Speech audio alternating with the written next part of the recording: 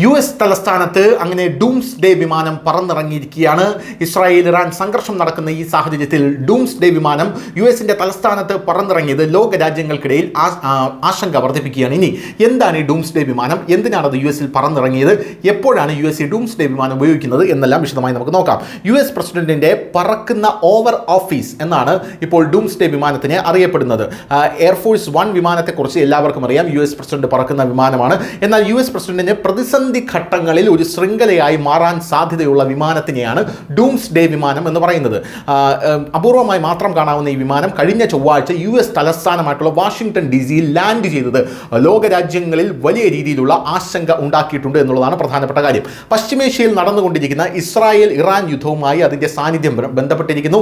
ഇറാന്റെ ആണവ അഭിലാഷങ്ങളെ തകർക്കാൻ അമേരിക്കയും യുദ്ധത്തിന് പോകുന്നുണ്ടെന്ന ആഗോള രാഷ്ട്രീയ നിരീക്ഷകർ സംശയം പ്രകടിപ്പിച്ച സാഹചര്യത്തിലാണ് അമേരിക്കയിൽ പ്രസിഡന്റിന് ഇപ്പോൾ ഡൂംസ് ഡേ വിമാനം വന്നിരിക്കുന്നത്. ഒരൊറ്റ വിമാനം കാരണം ഇത്തരം ഊഹാപോഹങ്ങൾ ഉയരുമ്പോൾ ഡൂംസ് ഡേ പ്ലെയിൻ എന്താണ് അമേരിക്കയിൽ ഇപ്പോൾ ചെയ്യുന്നത് എന്നുള്ള കാര്യം പരിശോധിക്കുകയാണ് യഥാർത്ഥത്തിൽ വിദഗ്ധർ. അന്ത്യദിന വിമാനം എന്നാണ് ഈ വിമാനത്തിനെ നമുക്ക് മലയാളത്തിൽ വേണമെങ്കിൽ പറയാം. ഡൂംസ് ഡേ പ്ലെയിൻ എന്നത് US വ്യോമസേനയുടെ E-4B വിമാനമാണ്. ആണവ യുദ്ധമോ ദേശീയ ദുരന്തമോ ഉണ്ടാകുമ്പോൾ വായുവിലൂടെയുള്ള കമാൻഡ് സെന്ററായി പ്രവർത്തിക്കാൻ ഇത് രൂപകൽപ്പന ചെയ്തിരിക്കുന്നു.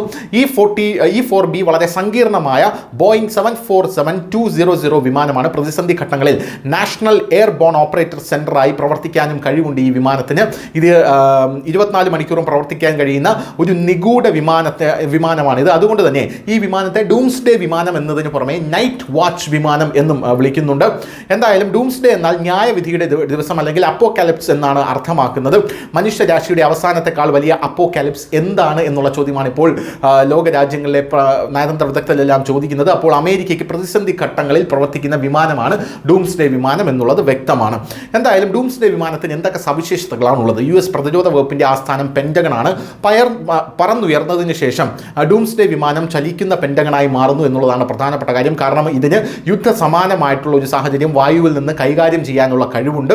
US പ്രസിഡന്റ് ഉൾപ്പെടെ US പ്രതിരോധ വിഭാഗങ്ങളുടെ ഉന്നത ഉദ്യോഗസ്ഥരെ അതിൽ വഹിക്കാൻ കഴിയും. ഒരു ആണവ യുദ്ധം പോലുള്ള ഒരു ദുരന്ത സാഹചര്യത്തിൽ ഭൂമിയിലെ സൗകര്യങ്ങൾ നശിപ്പിക്കപ്പെട്ടാലും ഡൂംസ് ഡേയിൽ ഇരിക്കുന്ന അമേരിക്കൻ സൈനിക സേനയെ നിയന്ത്രിക്കുന്ന പ്രവർത്തനങ്ങൾ തുടരാനായി സാധിക്കും. അതുകൊണ്ട് E-4B നൈറ്റ് വാച്ച് എന്ന വിളിപ്പേര് അതുകൊണ്ടാണ് വന്നിട്ടുള്ളത്.